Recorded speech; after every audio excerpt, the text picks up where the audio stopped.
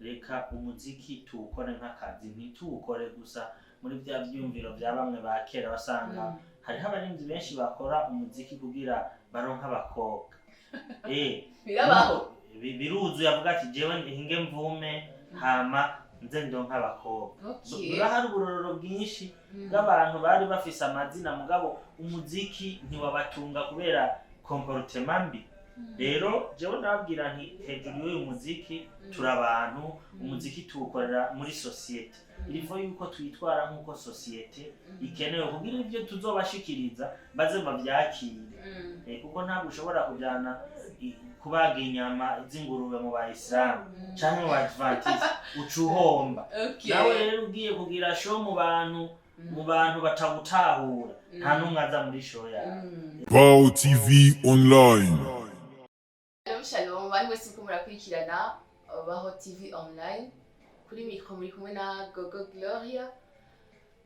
Hama uyu munsi mu kiganiro kazi ni kazi twatembereye muri studio. Hama dufite umu invité spécial.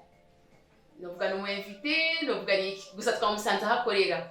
Ya araza kwivuga izina, hama ariko twatumiye kudukurikirana. Tugende twakire uwo twagiye gutemberera. Okay. Ndabaramukije. Nanje ndabaramukije. Uratamukije cyane murakomeye. Mukuri n'amahoro turashima. Okay. Jiri twavuga Gloria nawe ikabandi. Nanje izina ry'abavyeyi nitwa Irankunda CLOVIS. Mugabo umuziki wanyise CLOVIS PRO. Okay.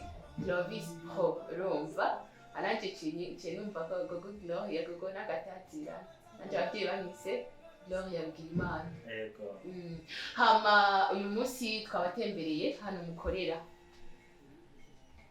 Aha musanzwe mubaha nyene cyane.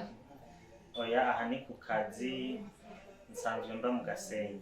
Okay, musanzwe muba mu Gasenyi. Hama turabona reka mvuge turabona ariko je nabyo mbona ariko abari kuri BAHO TV online barabibona bobo. Je basanzwe babizi ko sanzwe ngenda na ubumuga bwo kutabona barabizi. Hano twashitse tubonye je mvuga tubonye kubera iki ndabyisanta ko menga ndiko ndabibona ko numva hari moto nziza. Bimeze gute? Hama wari gukora iki? Dusanze uri mu biki? Musanze nariko ndamixa album y'umuririmbyi yitwa Diedone asenga muri eglise yitwa Yas. Okay, Diedone uramixa. Usanze ubikora byose? Ego jewe ndakora ama instrumentale nka recording nkagira mixing na mastering. Ivyo byonyene nta bintu by'ama publicité, ibintu by'ibikikora? Aha muri studio nkora byinshi, ndakora ama documentaire, ndakora ama publicité, ndakora n'ibindi bintu byinshi bijanye na son. Okay. Kintu mugira amatsiko yo kukubaza. Muri kiganiro kazi ni kazi, urumva kino kiganiro gifasha abandi bantu kuba bumva yuko botera imbere biciye mu mpano zabo. Mbega ibintu bya studio byumviye kuva ryari? Urakoze cyane. Ubusanzwe je mvuka mu muryango w'abantu bakijijwe. Twe tusenga muri eglise yitwa Adventiste 17e jour. Navutse nsanga papa na mama baririmba, arabarongozi mu ishengero, hama twese tukiri bato bakatuhatira kuja muri korali. Rero nca ntangura kwiga piano nkiri mutoyi, niga amashure ndi umupianiste, ndiga secondaire ndaheza, ndiga na universite. Mugabo ico gihe niga universite ndiko ndiga ibintu bya production. Rero ndakunze n'izina ry'ikiganiro cyane ati kazi ni kazi. Numva mbaye interesse gose kuko kujya akazi kose karatunga abantu. Urumva rero narize kaminuza ndaheza mugabo sinagirirwa amahirwe yo guca ndonka akazi. Mvuge ni mbe angaje canke ngire nimero matricule nkuko abandi bazifise. Muganje mvuga nti ndafise impano, iyi mpano yanje rero sinoyicarika. No kuvuga ubu ntunzwe n'impano yanje. Urumva bica bijana n'ikiganiro cyane kazi ni kazi. Okay, ndafashijwe bakunzi ba BAHO TV muko muradukurikirana murumva ko yabitanguye kuva kera. Ni kuvuga après yuko yize amashure ntaronka akazi muri ahandi hantu canke hehe. Yarabyize kuba yarize piano byamufashije kugira ni gukora kwiga ibintu bya production bimutumye bibaho. Mbega nyene ntaraja kuri urubatse? Yego ndubatse n'umupapa w'abana babiri n'umugore umwe. Okay. Félicitations. murakoze kubera ni benshi babyifuza kubera ko bitabakundira. yego nugushima nukuri. Okay, aho nyine cyenda kubaza nyene kubera gutunga umugore bisaba mariage, ibintu bya dote. Mariage niyo migenzi ikinyafrika kandi n'igihugu cyacu niko bimeze. Nibaza ibyo byose wabikuye kugira ubeho, gufungura iki byose umva kugira umuryango bisaba kuba uronka mwaye yo gutunga umuryango. Ibyo byose wabikuye muri mu bya studio nyene bya production. Nukuri kugira nishuri ikibazo cawe nagira mbwire abantu bariko barakurikirana BAHO TV online bamenye yuko abantu dukora umuziki tutari imburakimazi. Umuziki n'akazi. Jewe umuziki warankwereye umugore, umuziki waratumye ngira ubugeni, kandi ubugeni nagize ntabwo ari bwa bundi novuge ngo nagize ngo ndi wanyuma. Nabonye nanjye nshobora kugira nk'ibyo abandi bagira, kandi uyu muziki niwo wabimpa n'akazi mu bundi buzi. Yego kandi n'ingene mbayeho sindi wanyuma, ndabishimira Imana uko biri kose, kandi nta handi buryo ndabukura ni ngaha nyine. Yego numva mega ni ntega abandi. Yego nukuri mu kazi akariko kose umuntu yihaye objectif agafata akazi kiwe akagashiramo umwete arabaho kuko twese nitwoba abadepite, twese nitwoba abataximeni. Urumva dutegerezwa gukora ubuzi butandukanye kugira ubuzima buryohe binakunda ko tubaho. Yego okay, afite nanjye unteye kugira kwibuka je kugira nje muri akazi ka journalisme. Navyumvira ko cyane namba ntabona nzoguma muhira nta kuntu norondera ukuntu nogenda nanje nkarondera gero hino bakamfasha abantu. Ni nkuko nanje ntege kandi. Yego no gukora.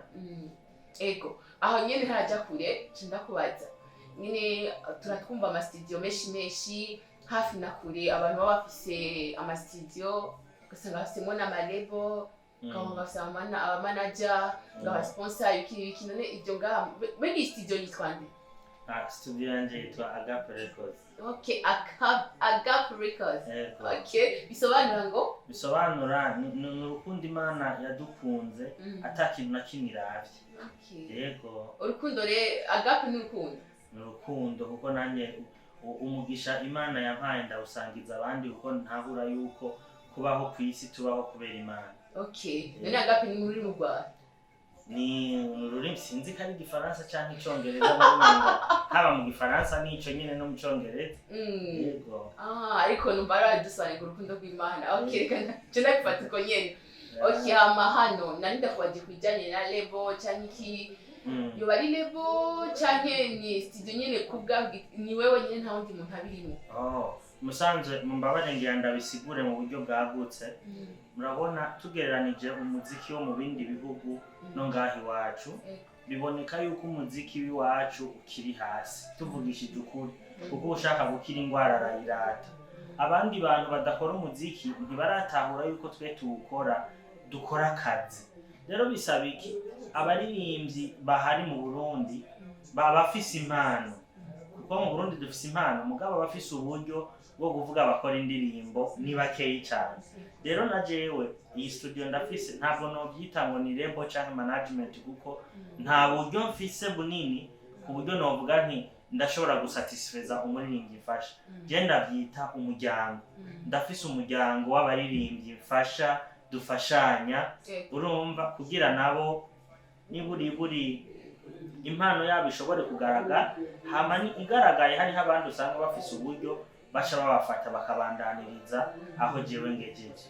Yego okay, kubw'ubyo ufasha abako mu kuririmba mu gihugu cyacu cy'u Burundi cyane tuzi ko hari abaririmba secular music aho dakaririmba gospel music. Muri abo bose ufasha ba? Ndafise umuryango w'abaririmbyi bari muri gospel mfasha, ndafise n'abandi bari muri secular mfasha. Watubwira amazina biremereho cyangwa ibanga? Hariho abo muri gospel mfasha ubu nyene ntabwo noshoka ndabavuga amazina kuko turiko turategura lancement yabo, ndashaka kuzobashira ku mugaragaro d'une façon officielle. Mugabo ari muri secular ndafise uwitwa Rena, ndafise uwitwa Epiday Winner, ndafise uwitwa Karao, ndafise uwitwa Buddy Boy, ndafise n'undi yitwa Stone King. Okay, muranda bumva mbega kumenga nahundi hari undi nigeze kumva ngo nageze kumva Shine wari ngaha Mr Shine ari muri mu barigira gospel. Ari magira gospel. Okay.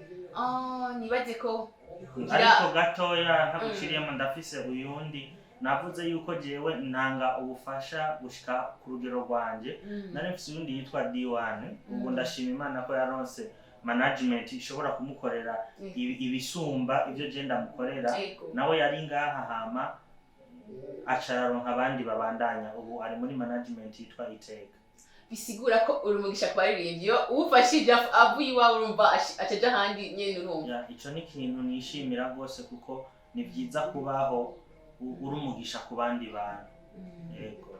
Umva bisobanura ko byenze urumva tuzobona abandi baririmbye nyene basanzwe bazwiho canke baramenyekana bo nyene bataramenya umva abo twumvise bibonekana yuko turamaze kubumva kubaririmba. Abo bandi sanzwe niho bakiza canke barazwi canke baramenyekana. Abo bandi nukuri sinovuga ngo ntibazi kuko barafise indirimbo binagenze neza hariho n'undi muririmbyi iyindi management iri kiramusaba urumva ntiyoza kunsaba umuntu batarumva ibikorwa byiwe nukuri izina bararifise naho bataragera ku rugero nk'abandi. Okay, ndumva ibintu byiza cyane ndayifurije nawe imigisha bazatera imbere aho nyene kurabafasha. Amen. Hama aho nyene tukiri ngaho nariko kubera uvuze yuko hari ahantu wewe ushobora kubugera wewe ushaka ko bagera ivanye aho no bwari mwayi. Yego mu bisanzwe dufate nk'ubu atari ubu mvuga nti ndashima Imana kuko hariho ikintu cyahora kimpanze rwose ngaha twari dusanzwe dukora service audio gusa urabona rero abaririmbyi umuziki w'ubu bisaba yuko ufise ama video ushire kuri YouTube murazi ko isoko ubu abaririmbyi bafise ari social media rero ubonye nibaza ko mu minsi mike hano ngaha tuzoba dukora n'ama video kugira bikunde ko tubrandinga neza abaririmbyi bacu. Kubw'ibyo navuze felicitation kubw'icyo. Merci beaucoup. Hama ikiganiro ni kazi kuri BAHO TV online. Mubandanye mugira subscribe, sabone mugira ushira ingano ku bandi. Wiki kubijanye na gospel music. Nukuri koko ubwa mbere twe dufise ama studio nk'ubu umuntu arenganye ngaho kwibarabara ntashobora kwiyumvira ko ngaho indani hari abantu. Rero ibyo dukora twebwe mwebwe mu babatangaza makuru nimwe mutuma ibyo dukora bishika kure. Turanabashimira kuko si twebwe twenyene mu bikoreye muragendera n'abandi kugira mugaragaze ubuzi bakora. Rero nukuri jewe novuga nti muri rusangi dufatanije twese tuteze imbere umuziki ndundi kuko nitwawuteza imbere tuzoca tubaho tumaze kubaho tuzoca turonka n'amafaranga kugira dukore ibikorwa byiza hama tuje muri competition n'umuziki wo mu bindi bihugu. Okay, tuvuye ngaho naho sekila nayo umva narivuze gospel kwa gospel ho wavuze ko waririmbyi atara ndabashira kumugaragaza. Hama muri secular music numvise abitwa barena abitwa ba PDI numvise abitwa ba Dion yaragiye Body Boy umva ni benshi vraiment kandi bari guhezagire gukora ho ubibona gute umva ukana utamucungira umva ukubona gospel na secular ngaha ubibona gute ugiye kubalance ubibona gute aha iwacu Burundi? Umbajije ikibazo gikomeye nkora mutima kandi cyiza musanze abaririmbyi baririmba gospel novuga yuko borohewe par rapport y'abaririmba secular. Ati borohewe gute? Kwizera sinzi ko mpava ndabidefinisa nkuko biri exactement. Kwizera nk'ubu turizera yuko mu ijuru hari Imana kandi igihe kizogera tugataha iwacu mu ijuru. Nibyo twizera nibyo jewe CLOVIS nizera muga ntabwo nashitseyo Imana ndayibona ariko mfise ibyizigiro kubera inyandiko ziratuma ndabyizera. Rero muri eglise abantu bizera Imana bafise novuga nti bafise impwemu itandukanye n'abatazi Imana.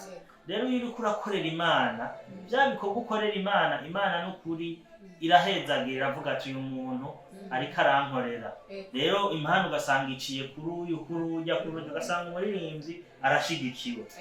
Rero mugabo muri secular bafise ico no kwita challenge. Bababona menga nabavaye.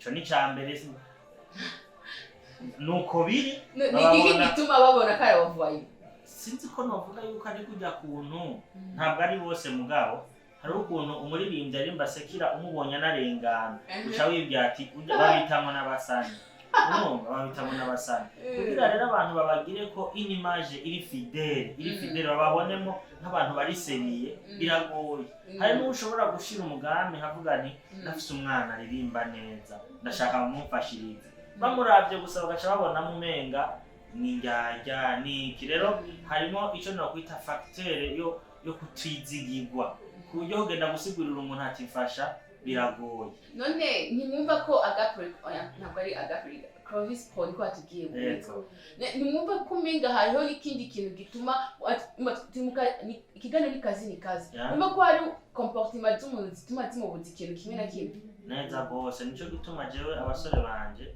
nababwira nti reka umuziki tuwukore nk'akazi ntituwukore gusa muri bya byumviro bya bamwe ba kera basanga hariho abarinzi benshi bakora umuziki kugira baronka abakobwa birabaho biruzuye avuga ati jewe hinge mvume hama nze ndonka abakobwa hari uburorero bwinshi bw'abantu bari bafise amazina mugabo umuziki ntiwabatunga kubera comportement mbi rero jewe ndababwira nti hejuru y'uyu muziki turi abantu umuziki tuwukorera muri societe ilifo yuko twitwara nk'uko societe ikenewe kugira ibyo tuzobashikiriza baze bavyakire kuko ntabwo ushobora kujyana kubaga inyama z'ingurube mu bayisilamu canke mu badventiste ucuhomba nawe rero ugiye kugira show mu bantu batagutahura nta numwe aza muri show yawe yego rero turiko tugana ku musozi ikiganiro ni kazi kuri BAHO TV online banywanyi bose mutwirikirane gose BAHO TV kuko ibazanira ibintu byiza cyane namwe murabibona studio mwatubwitwa Records niko mwatubwiye none hari abantu bashobora kuza gukora indirimbo bashaka gukora amapublicité abantu bashaka ko batwiye gukora mixage byose bikora none bo kurondera he bo gukura he kugira bazoze hama mudirimbe nabo adresse yawe murakoze Records ikorera mu Bwiza kujya 3 nimero 24 hama ndafise na page kuri Facebook yitwa Family bashobora kuza barahatembera bakaraba ibikorwa byacu hama n'ukuri turabahaye ikaze hama uragiye kutubwira yuko mukorera mu Bwiza kujya 3 nimero 24 mu Bwiza hama inyuma yo kurangiza ko tuja ku musozi intambamye uhura nazo muri kano kazi kawe n'izahe CLOVIS PRO intambamye n'ukuri ntizibuze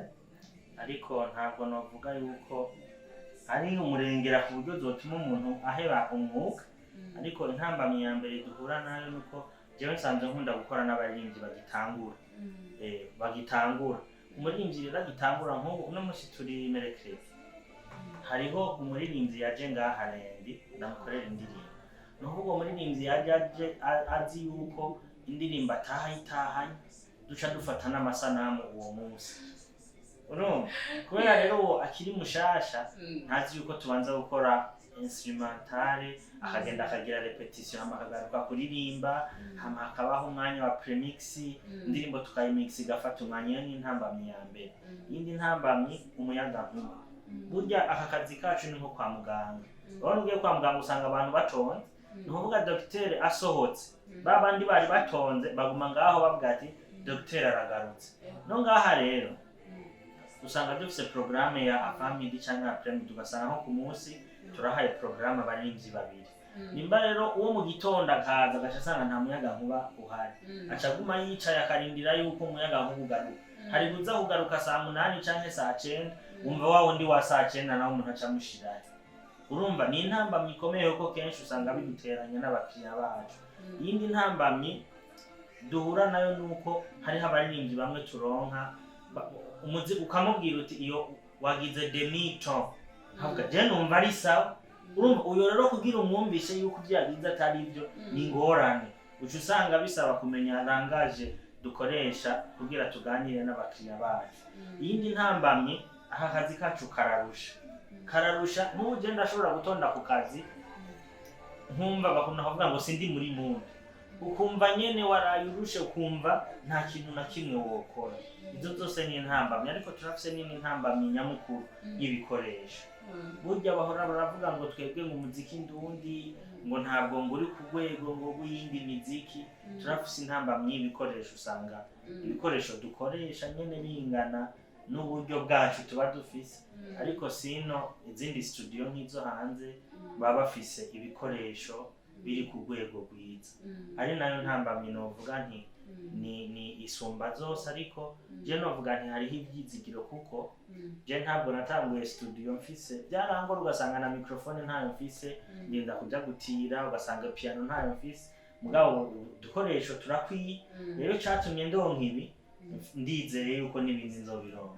Okay, ndabashimiye cyane. None aha nyembi Agape Records ubona ni igiki ubona gikoresha ubona umutima nyine uriko nyine ubona yene kironse biba bikomeye ubona ati aha ngira nkora umuziki nyene nyamuziki nyene ku buryo sinzi ntabyo novugira ngaha ni byinshi ariko kumwe n'Imana tuzobishikako kuko akazi kose ugasizemo umwete ukaba ufise n'intumbero urabishikako. Okay, bakunzi mudukunda cyane babaho TV online nuko page yayivuze ni Agape Family kuri Facebook uca mugenda nyine muvugane hari ndazi abadukunda ni benshi cyane ndazi uca mwivuganira basivye Ego murakoze cyane nanjye ndabashimiye n'ukuri ibi bintu muriko murakora hariho abantu babona ngo tunga abantu mu TV online ngo mu Burundi ngo babaye bwinshi nakaze rega nakazi jewe ndafise amakuru y'abantu numvise baba mu Bufaransa batanguje ahantu muri famille ubunye YouTube